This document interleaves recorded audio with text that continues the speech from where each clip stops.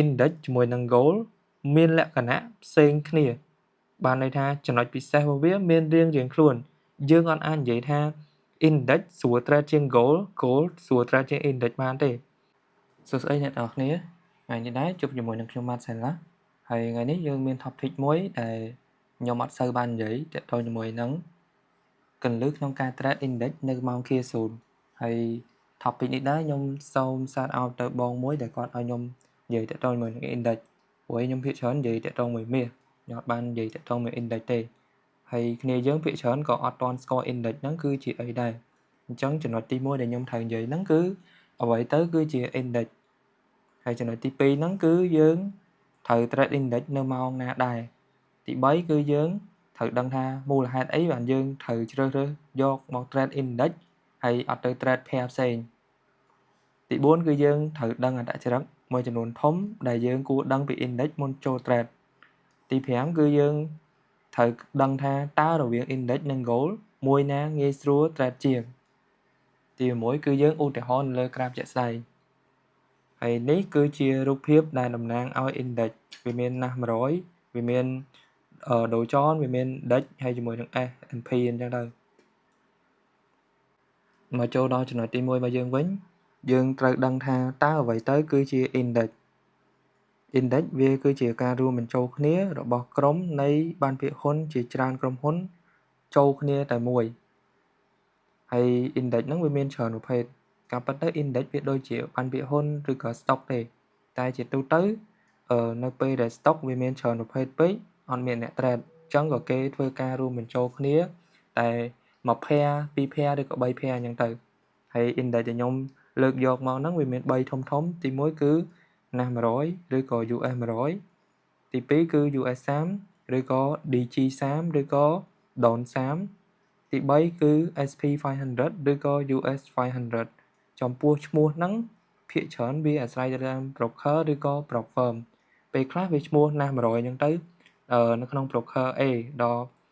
ឈ្មោះ US 100អញ្ចឹងទៅនៅក្នុង broker B អញ្ចឹងទៅ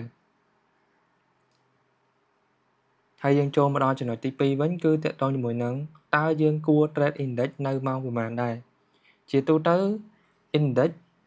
យើងត្រូវដឹងថាម៉ោងដែលវាចាប់ផ្ដើមមានការជួញដូរខ្លាំងគឺមានតែនៅក្នុងអំឡុងម៉ោង macro ពីម៉ោង8កន្លះទៅម៉ោង11យប់ទេពីម៉ោង8កន្លះយប់ទៅម៉ោង11យប់ព្រោះអីនៅពេលហ្នឹងគឺជាម៉ោង macro ដែលម៉ោងបើកផ្សារនៅក្នុងសហរដ្ឋអាមេរិកអញ្ចឹងអ្នកជួញដូរភាគច្រើនគឺគាត់ចាប់ផ្ដើម trade ភាគច្រើនគឺចន្លោះដល់ម៉ោងហ្នឹងទេតែសួរថាម៉ោងផ្សេងអាច trade បានអត់វានៅតែ trade បានតែសួរថាមានការជួញដូរខ្លាំងអត់វាជាទូទៅភាគច្រើនក្រៅពីម៉ោង macro វានៅ sideways ហើយក៏វានៅដើរនៅមួយកន្លែងរយៈពេលយូរឧទាហរណ៍ដូចជារូបនេះអានេះខ្ញុំយកមកពី US 30ចន្លោះពីម៉ោង7ព្រឹកដល់ម៉ោង7យប់អញ្ចឹង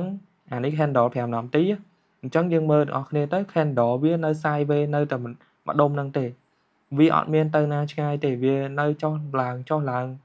ហ្នឹងរហូតយើងក៏លេខមកមើលចាប់ពីម៉ោង8វិញ8កន្លះម៉ោង macro 8កន្លះយប់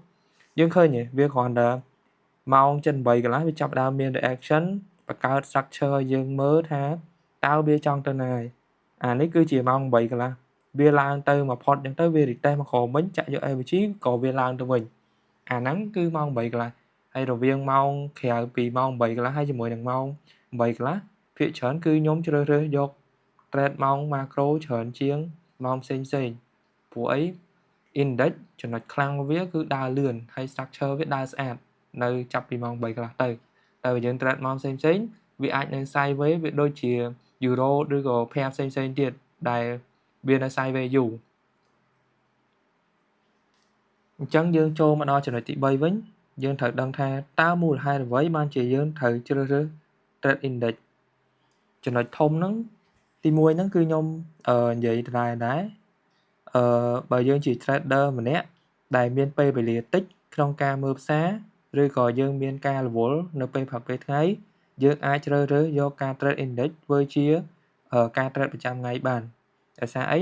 index វាអត់ត្រូវការពេលវេលាក្នុងការមើលផ្សារយូរទេវា SL ក៏លឿន TP ក៏លឿន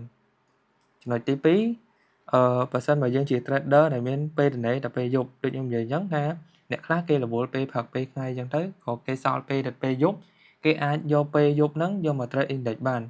យើងត្រូវចំណាយពេលទៅធ្វើ1ម៉ោងឬក៏2ម៉ោងក្នុងការ trade index គឺគ្រប់គ្រាន់ហើយចំណុចទី3ហ្នឹងគឺគាត់ជា trader ដែលមាន technical មួយច្បាស់ហើយមិនចង់ចំណាយពេលយូរនៅក្នុងការ trade ខ្ញុំបញ្ជាក់បន្តិចកន្លែងនេះដែរ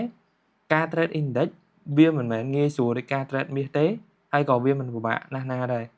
ការ trade index ទី1វាអាស្រ័យទៅលើ technical របស់យើងបើយើងមាន technical មួយដែលច្បាស់យើងចេះមើល structure ផ្សារយើងចេះចាប់លំហូរផ្សារយើងចេះមើល confirm អាហ្នឹងយើង trade index បានហើយតែបើយើងគ្រាន់តែ trade មើលឃើញផ្សារឡើងយើងចូល buy ឃើញផ្សារចុះយើងចូល sell មក trade index គង់តែមានថ្ងៃមួយដែលវា slip page ដាច់ account យើងតែម្ដងព្រោះអីនៅក្នុង index វាមិនមែនដើរដូចមាសទេវាដើរម្ដងមកឆ្វាច់ទៅហ្មងបានន័យថាបើ candle direction វាទៅលើទៅលើហ្មងពេលខ្លះក៏វាមាន manipulate ដែរតែ manipulate របស់វាហ្នឹងពេលខ្លះ manipulate មក CSL យើងហ្នឹងមុនទៅដល់ TP អាហ្នឹងក៏មានដែរហើយចំណុចទី4ហ្នឹងគឺយើងជា trader ដែលមានការគ្រប់គ្រងអារម្មណ៍និងវិន័យត្រឹមត្រូវខ្លាំងបានយើងអាចមកធ្វើ trade ជាមួយនឹង pair index នេះបានដោយសារអីអ្នកខ្លះចូលមក trade index ហ្នឹងទាំងការចូលតាមគេពេលខ្លះនៅពេលដែលយើងអត់មាន technical អត់មានការគ្រប់គ្រងអារម្មណ៍ត្រឹមត្រូវអត់មានវិន័យអត់មាន discipline ហ្នឹងហើយមក trade index គឺដូចមកឲ្យផ្សារផ្ទះអញ្ចឹងមូលហេតុអីអា index នេះពេលខ្លះដូចខ្ញុំនិយាយអញ្ចឹងវា SL លឿនហើយក៏ TP លឿនដែរអញ្ចឹងនៅពេលដែល TP លឿនយើងស្បាយចិត្តហើយតែសួរថានៅពេលដែល SL លឿនយើងអាចគ្រប់គ្រងអារម្មណ៍យើងថានឹងឈប់ចូលបានអត់អាហ្នឹងគឺជាចំណុចមួយដែល trader ភាគច្រើនគឺគាត់ធ្វើអត់បានទេហើយគាត់ពេលខ្លះគាត់សន្យាឬក៏ដាក់វិន័យថាខ្លួនឯងមួយថ្ងៃ trade index តែមក trade ទេតែស្រាប់តែ SL ទៅវា slip page ច្រើនពេកក៏គាត់ចង់ revenge ផ្សារដើម្បីយក balance ហ្នឹងត្រឡប់មកវិញអាហ្នឹងគឺជាចំណុចមួយដែល index trader ពិបាកក្នុងការគ្រប់គ្រងហើយមិនងាយនឹងទទួលបាន profit ជារៀងរាល់ខែឬក៏រៀងរាល់ឆ្នាំអញ្ចឹងទៅអ្នកខ្លះ trade មួយថ្ងៃពីរថ្ងៃបាន profit គិតថា index ស្រួល trade មិនបាច់ trade មាសតែដល់ពេលដែល trade index បានមួយអាទិត្យពីរអាទិត្យចាប់ដើមដាច់ account ចាប់ដើមសួរខ្លួនឯងថា index ហ្នឹងគឺវាស័ក្តិសមមួយយើងអត់អញ្ចឹងចំណុចទាំងអស់នេះគឺជាចំណុចដែល trader ភាគច្រើនត្រូវដឹងមុនពេលដែលយើងចូល trade index ហើយអានេះគឺជាចំណុចទី4គឺអត្តចរិតមួយចំនួនធំដែលយើងគួរយល់ដឹងពី index មុនពេលចូល trade សួរថាចំណុចទាំងអស់ហ្នឹងយើងត្រូវមូលហេតុអីបានយើងត្រូវដឹងដោយសារតែនៅពេលដែលយើង trade pair នីមួយទីមួយយើងត្រូវស្គាល់អត្តចរិតរបស់ pair ហ្នឹងសិនឧទាហរណ៍ដូចជា pair មាសអញ្ចឹងក៏យើងត្រូវស្គាល់អត្តចរិតមុនពេលចូល trade ដែរ BTC ឬក៏ Euro ឬក៏ JPY អញ្ចឹងទៅអាហ្នឹងក៏យើងត្រូវដឹងអត្តចរិតរបស់ pair ហ្នឹងដែរមុនពេលដែលយើងចូល trade ព្រោះអី pair នីមួយវាមានចំណុច unit វារៀងខ្លួនមិនថា index មិនថាមាសមិនថាប្រាក់មិនថាអីទេវាសិតតែមានចំណុចខ្ទាស់មួយដែលមនុស្សភាគច្រើនគិតថា pair ទាំងអស់សិតតែដើរតាមគ្នាឬក៏ដើរស្រដៀងគ្នាតែជាក់ស្ដែងវាដើរស្រដៀងគ្នាមែនតែក៏វាមាន unit ខុសគ្នាដែរឧទាហរណ៍ថាមនុស្សម្នាក់ចូលចិត្តគ្រឿងកុងទ័រអញ្ចឹងទៅឲ្យគ្នាទៅមើលគ្រឿងឡានគ្នាមើលមិនចូលឲ្យគ្នាទៅមើលគ្រឿងម៉ូតូគ្នាមើលមិនចូលដល់ពេលអញ្ចឹងទៅយើងមិនមែនថាយើងចេះ strategy មួយហើយយើងអាច trade គ្រប់ pair ទាំងអស់បានទេណាពេលខ្លះយើងត្រូវចេះបត់បែនព្រោះ pair នីមួយវាមានចំណុចខ្លាំងចំណុចល្អចំណុចខ្សោយចំណុចដែលធ្វើបាបយើងរៀងខ្លួនរបស់ pair ទាំងអស់ហ្នឹងយើងអត់អាចប្រកាសថា pair មាសនឹងដើរដូច index ហើយ pair index នឹងដើរដូចមាសទេវាអត់ដូចគ្នា 100% ទេអញ្ចឹងចូលមកដល់អត្តចរិតរបស់ index វិញទី1គឺ index វាដើរតាមលំហូរធំហើយមិនសូវមាន fake structure ទេតែវា support ដោយ manipulate អាហ្នឹងគឺជាចំណុចមួយដែលអ្នក trade ភាគច្រើនចូលចិត្តហើយក៏មិនចូលចិត្តដែរបានន័យថាម៉េចបានន័យថាបើគេចេះចាប់លំហូរធំគេចូលបាយទៅឧទាហរណ៍បើលំហូររបស់គេ index គឺវាពីមួយ swing ទៅមួយ swing ហើយវា retest មកអញ្ចឹងគេចូលបាយកន្លែងនេះវាស៊ីបាន swing ធំហើយនៅពេលដែលដាច់អា swing ធំហ្នឹងវាអាចនឹងមកក្រោមចេះមួយសាទៀតបានន័យថាវាដាច់ swing មួយទៅ swing មួយទៀត អញ្ចឹងពេលខ្លះអ្នកខ្លះគេចាប់ខាច់បានគេអាចនឹង entry នេះមកតង់ហើយបន្ទាប់មកនៅពេលដែលវា retest មិន confirm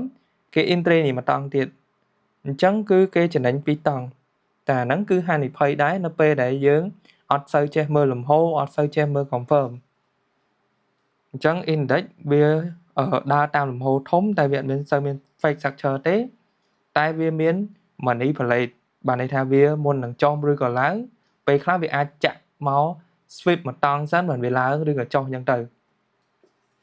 ទី2គឺវាអត់សូវ respect OTE ដូចមាសទេអាហ្នឹងចំណុចមួយដែលខ្ទាស់អ្នក trade មាសភាគច្រើនគឺចាញ់បោកសារមុនពេលដែលដាច់ swing ភាគច្រើនមាសគឺ respect OTE សិនតែនៅក្នុង index គឺវាអត់ respect OTE ទេគឺវាតែទៅ swing ហ្មងវាអត់មានទៅសាំញ៉ាំដូចមាសreaction កន្លែងនេះឡើងទៅមកតង់សិនដាច់ swing លើចុះមកក្រោមដាច់ swing ក្រោមអីចឹងទៅអាហ្នឹងវាខុសពីមាសច្រើនដោយសារអីindex តែមួយដឹងមួយឯងតែ swing ដឹង swing ហើយវាកម្រដែល respect OTE វាមានលក្ខខណ្ឌមួយចំនួនដែរដែលវា respect OTE ដូចជាព័ត៌មានឬក៏ទិន្នន័យ data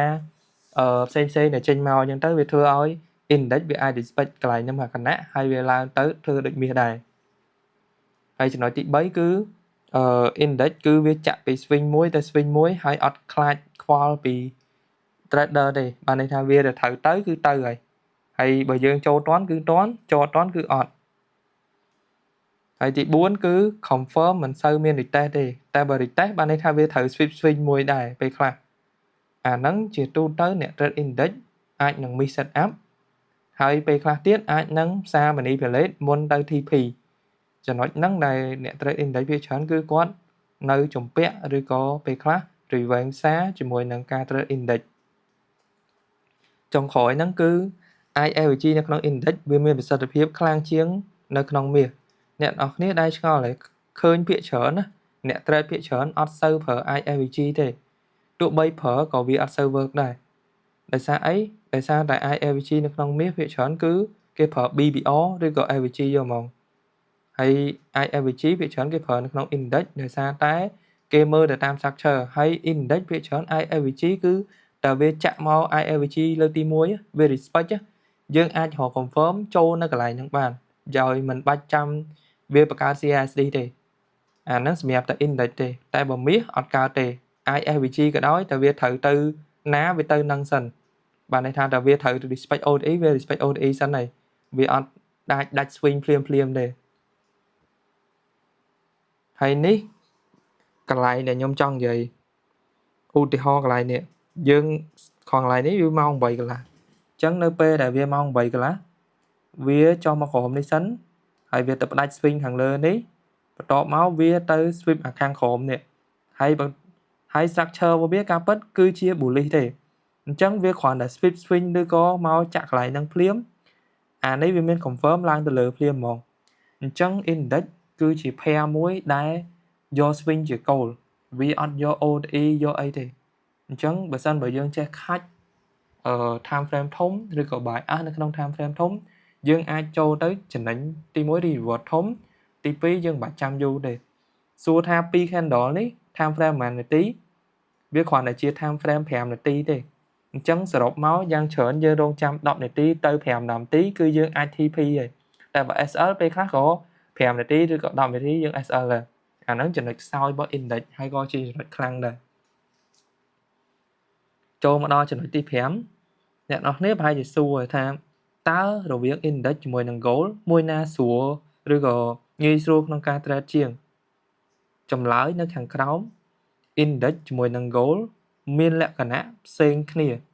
បានន័យថាចំណុចពិសេសរបស់វាមានរៀងខ្លួនយើងអត់អាចនិយាយថា index ស្រួល trade ជាង goal ស្រួល trade ជាង index បានទេព្រោះអីរបស់វាមាន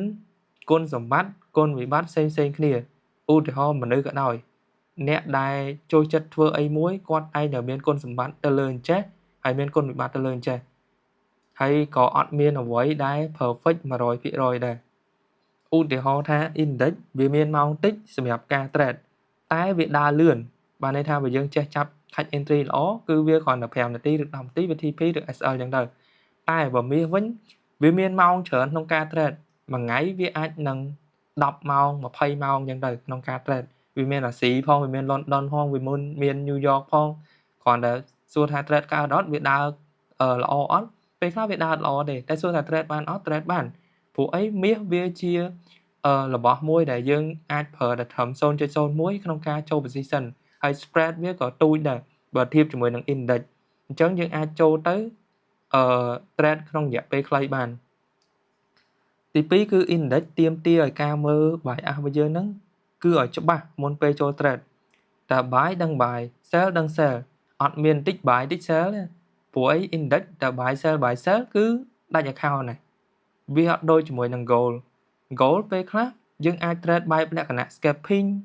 អាចលក្ខណៈបែបខ្លីៗបានហើយយើងក៏អាចចំណេញពីការ scalping gold បានដែរតែចំពោះខ្ញុំការ trade index បើ scalping អត់កើតទេព្រោះអីវាភាគច្រើនទៅមួយ direction ហើយយើង scalping វាមិនមាន buy តាមវាតរហូតអញ្ចឹងទៅឬក៏ sell តអញ្ចឹងរហូតទៅសួរថាចំណេញអត់ពេលខ្លះចំណេញតែវាហានិភ័យទី3គឺindex វាងាយស្រួលចាប់លំហូរ swing បានធំហើយទទួលបាន risk reward បានច្រើនពេលខ្លះខ្ញុំ trade index អាចបានដល់ 3R តែខ្ញុំ trade gold ច្រើនបំផុតគឺ 2R ជាងគឺអស់ហើយព្រោះអី gold ភាគច្រើនវានៅ sideways ហើយវាត្រូវចំណាយពេលច្រើនក្នុងការមើលទៀតហើយចំពោះ gold នេះវិញចំណុចទី3គឺ trade មិនស្រួលវា respect ODE បកក្បាលមក CSL មុនទៅយក TP អ្នកនរគ្នាប្រហែលជាធ្លាប់របៀបថាពង hold position ចង់ដាច់ swing ពង hold Q ធ្លាក់មកដាច់ BE ឬក៏ SL ហើយបន្ទាប់មកវាទៅរក TP របស់យើងធ្វើមិនដឹងហើយយើងអ្នក trade ពេលខ្លះខឹងដែរខឹងថាមូលហេតុអីវាត្រូវមកចកយក CSL របស់យើងមុនពេលទៅដល់ TP អាហ្នឹងគឺជាអ្វីដែលមាសតែងតែធ្វើឲ្យអ្នកនរគ្នាអត់ចាប់អារម្មណ៍ហើយចំណុចទី4របស់ index ហ្នឹងគឺនៅពេលដែលយើងចូល position បើយើង hit SL យើងនឹងងាយខូចអារម្មណ៍ហើយបាត់បង់ម្ចាស់ការលើខ្លួនឯងហើយតែបាត់បង់ម្ចាស់ការហើយជាមួយនឹង index ដឹងតែដាច់ account ហើយ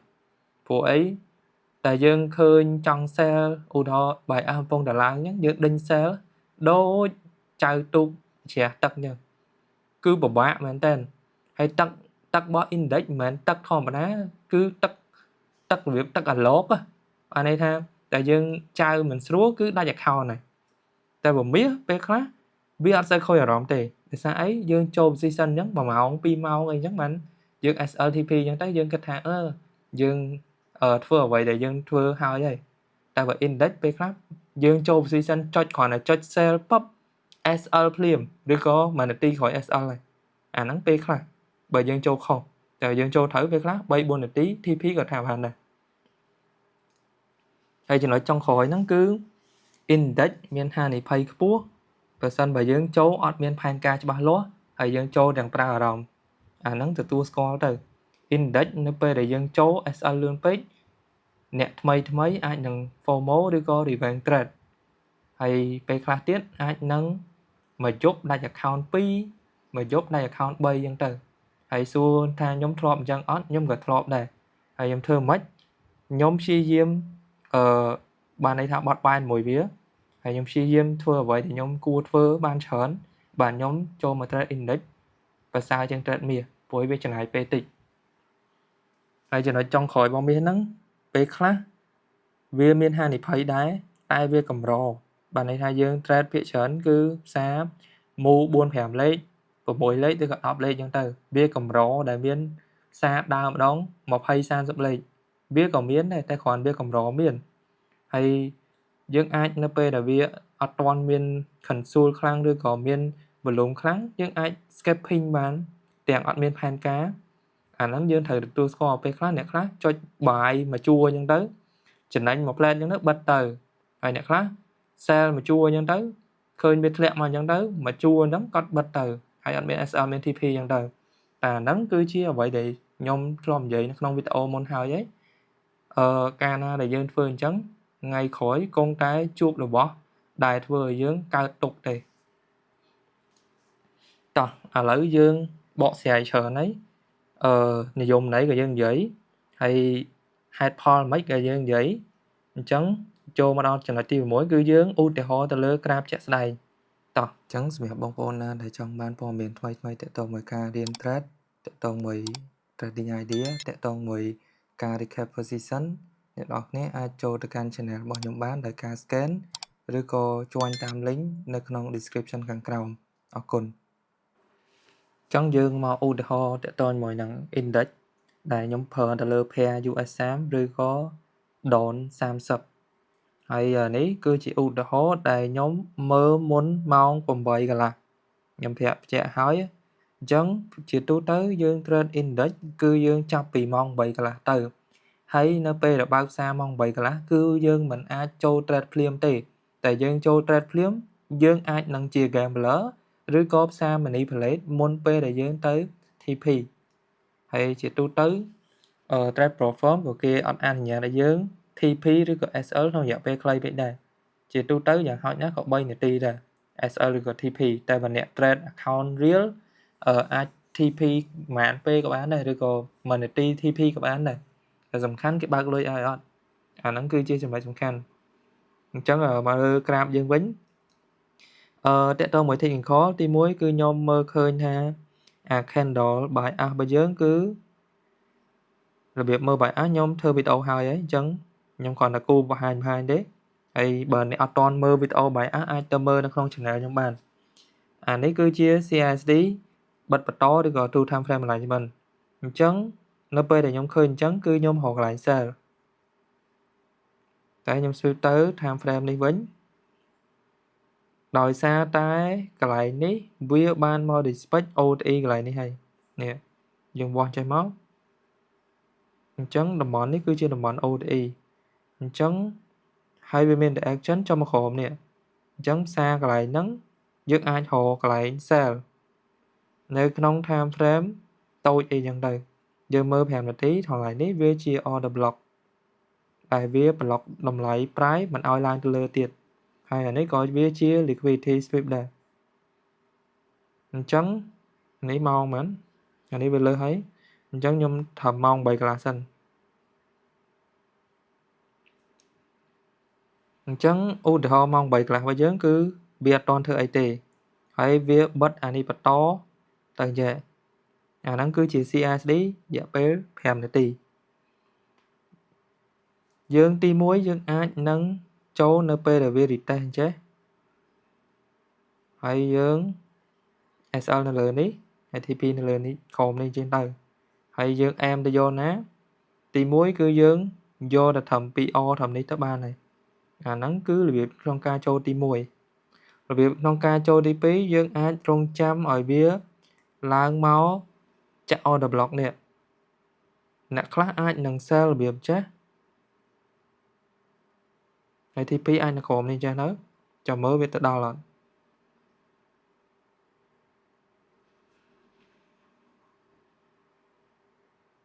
វាទៅដល់ដូចគ្នា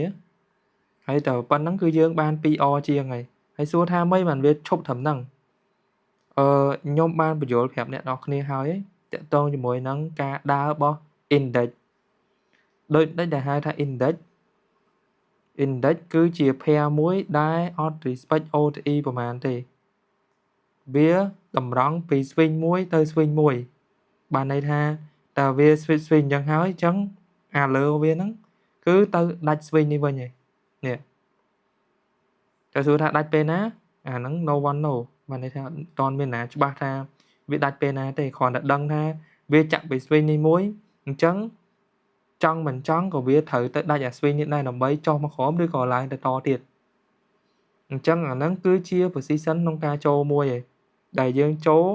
នៅម្លងពេលក្រោយពេលម៉ោង8កន្លះនេះទី1យើងអាចចូលកន្លែងនេះទី2យើងអាចចូលនៅពេលដែលវាចាក់មកដល់ order block នេះហើយនៅពេលដែលយើងចូលអញ្ចឹងគឺការចូលឆៅតែយើងមាន difference ក្នុងការចូលដោយសារទី1យើងមើល buy up time frame ធំហើយទី2គឺយើងចូលដោយផ្អែកទៅលើ key level របស់time frame ទូចអញ្ចឹងដាក់ត្រឹមនេះប៉ុណ្ណឹងនេះវាអាចនឹង 2R ហើយអានេះបើយើងយក 2R តែបើយើងយកដាច់ swing វាឡើងជិត 3R ហើយអញ្ចឹងប៉ុណ្ណឹងគឺវាគ្រប់គ្រាន់ហើយសម្រាប់យើងអាហ្នឹងគឺជាឧទាហរណ៍ទី1តោះអញ្ចឹងចូលមកដល់ឧទាហរណ៍ទី2របស់យើងវិញ ឧទាហរណ៍ទី2របស់ខ្ញុំហ្នឹងគឺតាក់ទងជាមួយនឹង USM ដដែលហើយខ្ញុំអត់ទាន់ដូរ pair ទេដោយសារខ្ញុំចង់ឲ្យឧទាហរណ៍អ្នកនរគ្នាមក pair 2មក pair 1អញ្ចឹងទៅដើម្បីអ្នកនរគ្នាបានមើលឬក៏យល់លំនាំតាមទី1អាកន្លែងនេះខ្ញុំឃើញវាថាវា sweep មកតង់ហើយកន្លែងនេះវា sweep ហើយវាចុះមកក្រោមនេះហើយសួរថាមកដល់កន្លែងនេះយើងគួររកកន្លែង sell ឬក៏កន្លែង buy យើងត្រូវចាំមើល liquidity នេះតើវាជា liquidity sweep ឬក៏ liquidity run ហើយចំពោះតកតមួយនឹង liquidity sweep ជាមួយនឹង liquidity run ហ្នឹងគឺខ្ញុំបានធ្វើវីដេអូហើយនៅក្នុង channel បើអ្នកនរគ្នានរណាគេអត់ទាន់បានមើលអាចទៅមើលក្នុង channel ខ្ញុំបានអញ្ចឹង daily នេះគឺខ្ញុំ sweep ទៅ time frame 1ម៉ោងកន្លែងនេះវាអត់ទាន់បង្កើតអីជាដុំកំភួនច្រើនទេដែលយើងប្រកាសថាវាជា liquidity sweep ឬក៏ liquidity run ទេភាសាអីអានេះវា sweep ហើយវា run ហើយវាទៅ sweep មកតង់ទៀតអញ្ចឹងអាកន្លែងនេះយើងចាំមើលថាពេលម៉ោង8កន្លះវាដើររបៀបម៉េចសិនហើយក្រោយម៉ោង8កន្លះបានយើងរក position ចូលអញ្ចឹងយើងគូ swing កន្លែងនេះមួយហើយកន្លែងនេះមួយទៀតអញ្ចឹងទី1យើងអាច sweep ទៅ5នាទីដើម្បីមើលម៉ោង8កន្លះអញ្ចឹងអានេះវាម៉ោង8:25វាចាក់យក AVG នេះវាឡើងទៅសិនឡើងទៅអាចនឹងដាច់ swing នេះអញ្ចឹងចាំមើលមើលអញ្ចឹងវាដាច់ពី swing នេះហើ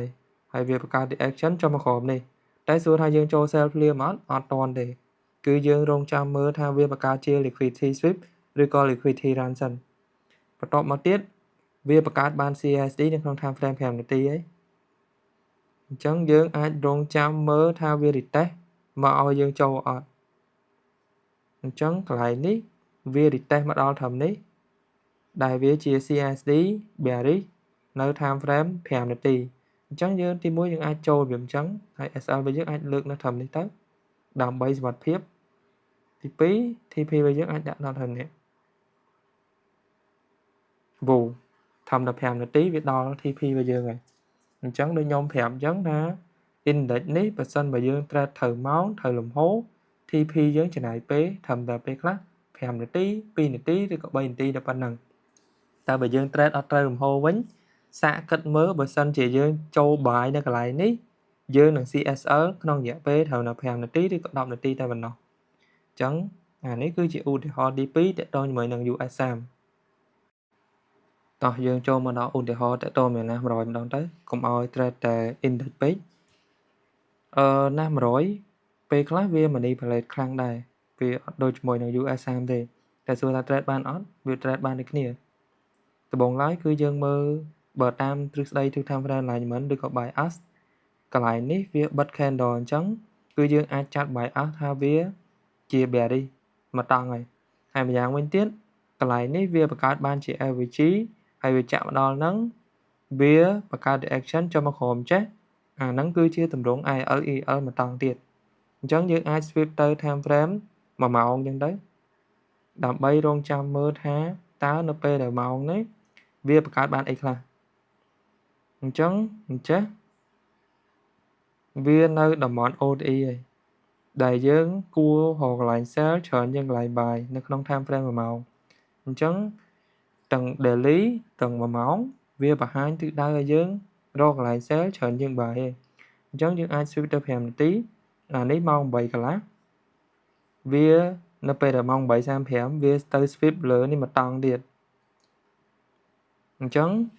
យើងអាចរងចាំមើលវាបង្កើត CSD 5នាទីបានអត់ឥឡូវបង្កើតបាន CSD 5នាទីបានហើយអញ្ចឹងបើទី1ខ្ញុំអាចនឹងរងចាំវា retest មកដល់លើនេះហើយ sell ទី2ខ្ញុំអាច sweep ទៅ time frame 3នាទីដើម្បីរកកន្លែងក្នុងការ sell ដូចគ្នាអញ្ចឹងយើងអាចទី1រងចាំមើលវា retest អត់នេះកន្លែងនេះយើងអាច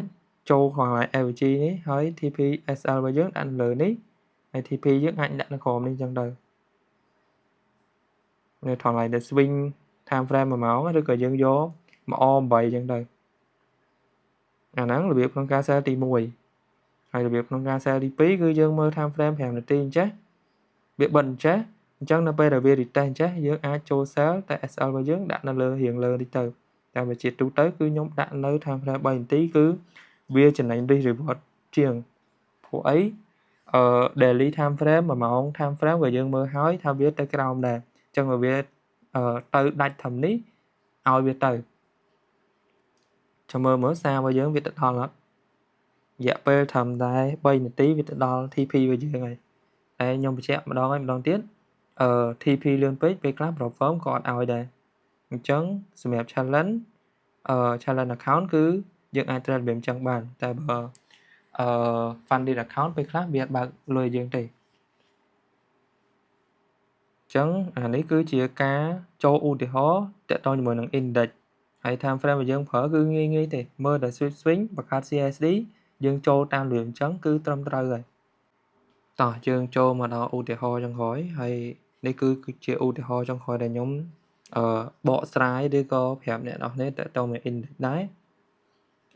ទី1ដោយសារតែនៅក្នុង time frame daily វានៅក្នុង all time high អញ្ចឹង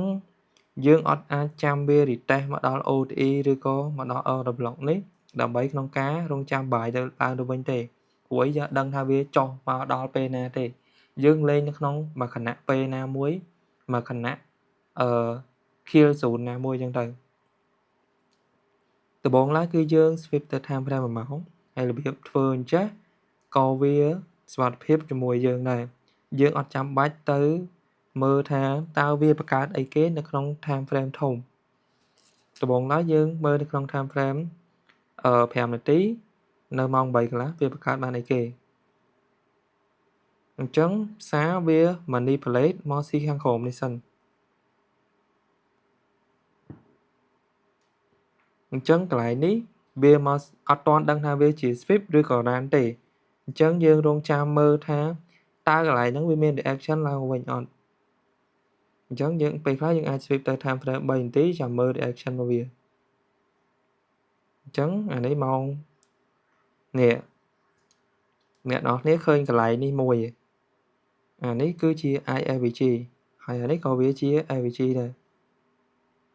អញ្ចឹងយើងអាចរងចាំមើលវា retest មកអត់អានេះវាអត់ retest មកទេយើងរងចាំមើលតិចទៀតទៅមក candle ទៀតនេះវា retest មកអញ្ចេះវាបិទ CSD នៅក្នុង time frame 3នាទីយើងអាចយកជាការបានហើយព្រោះអីទី1វាបិទ IAVG បង្កើត IAVG អញ្ចឹងហើយទី2វាបង្កើត CSD ក្នុង time frame 3នាទីហើយកន្លែងនេះគឺជា AVG អញ្ចឹងយើងអាចចូលពីធំហ្នឹងទៅហើយ SL យើងអាចដាក់ធំនេះបន្តិចទៅហើយ TP យើងអាចយកត្រឹម M8 អញ្ចឹងទៅ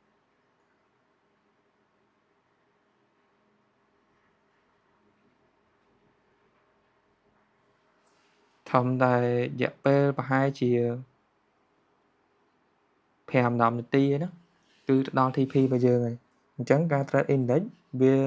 មានភាពលឿនតែទាមទារឲ្យយើងមើល time frame ឲ្យច្បាស់មើល confirm ឲ្យច្បាស់មុនពេលដែលយើងចូល trade ហើយបើសិនបើអ្នកនរគ្នាពេញចិត្តវីដេអូនេះសូមកុំភ្លេចចុច like ហើយ comment នៅខាងក្រោមឲ្យខ្ញុំបានដឹងផងអញ្ចឹងអរគុណសម្រាប់ការតាមដានវីដេអូនេះ